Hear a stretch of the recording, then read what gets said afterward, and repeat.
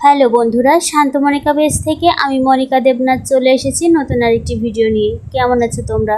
আশা রাখছি ভালো আছো। আমিও মোটামুটি ভালো আছি। এসেছি ননদের বাড়িতে ননদের ছেলের জন্মদিন উপলক্ষে ছোট্টখাট্টোভাবে কিছুটা আয়োজন করা হচ্ছে, তাই ভাবলাম তোমাদের সাথে একটু শেয়ার করি। আজ 13ই জুন। গত বছর এই দিনে ছোট্ট সোনা এসেছিল আমাদের মাঝে।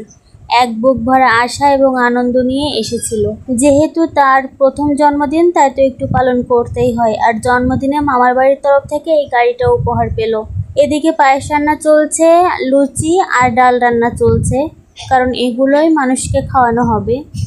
আর রাত্রে কেক কাটা হবে। তো বিকেল থেকে আয়োজনগুলো শুরু হয়ে গেছে। ওর কাকি আর আমি লুচিগুলো বেলে নিয়েছি, আর আমার ননদ বাদবাকি কাজগুলো করছে। লুচি বেলা হয়ে গেলে লুচিগুলো ভেজে নেওয়া হচ্ছে। এখানে রয়েছে 2 কেজি আটার লুচি, কারণ অল্প মানুষের আয়োজন, তাই সীমিত পরিসরেই করা হচ্ছে।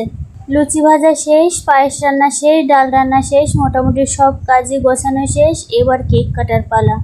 ছোট্ট সোনাকে ছোট্টখাট্টোভাবে একটু সাজিয়ে দেওয়া হয়েছে, কিন্তু ও খুবই বিস্মিত যে আমার সাথে হচ্ছেটা কি।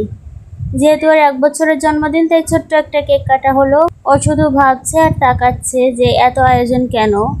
জন্মদিন সম্পর্কে ওর তেমন কোনো ধারণা এখনো হয়ে ওঠেনি, কারণ ও অনেক ছোট। তো ছোট্ট সোনার গায়ের এই জামাটা আর মাথার টুপিটা ওর দাদা ভাই ওকে উপহার দিয়েছে জন্মদিন উপলক্ষে।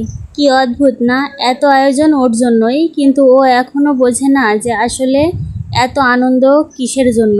একে একে সবাই যখন ওকে আশীর্বাদ করছিল, তখন মাঝে মধ্যে ও একটু বিরক্ত বোধ করছিল। ছোট্ট সোনা ওর জন্মদিন উপলক্ষে মোটামুটি সবার কাছ থেকেই কিছু না কিছু সুন্দর উপহার পেয়েছে।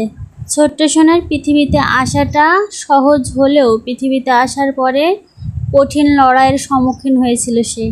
1 বছর আগের কথা যখন মনে পড়ে, তখন গায়ে কাঁটা দিয়ে ওঠে। এই ছোট্ট মানুষটা যে এখনো বোঝে না পৃথিবীর নিয়ম কি, সে পৃথিবীতে আসা মাত্রই মানুষের কটু কথার সম্মুখীন হয়েছিল, যেটা সে ছোট মানুষ বলে হয়তো প্রতিবাদ করতে পারেনি। দুঃসময় কেটে যে সুসময় এসেছে, কিন্তু মানুষের কথাগুলো আজও কানে বাজে। কে বুঝবে নিয়তির খেলা? এমনও তো হতে পারে তার জন্যই এই সুসময়টা উপহার দিয়েছিল, না হলে পরিস্থিতি আরও খারাপ হতে পারত। হয়তো তার মুখ দিকে চেয়ে পরিস্থিতি আজ এত ভালো। যাই হোক, অনেক কথাই বললাম। পরিস্থিতি এবং বাস্তব জীবনের সাথে লড়াই করে সে ভালো থাকুক, এই আশীর্বাদ করবেন সবাই। ছোট মানুষ তো, সবাই যখন একের পর এক ওকে আশীর্বাদ করেই চলেছে, তখন ওর মুখে বিরক্তির ছাপ চলে এসেছে, তাই ও কান্না করছিল। সবাই ভালো থাকবেন, সুস্থ থাকবেন। আজকে এই পর্যন্তই। ধন্যবাদ সবাইকে।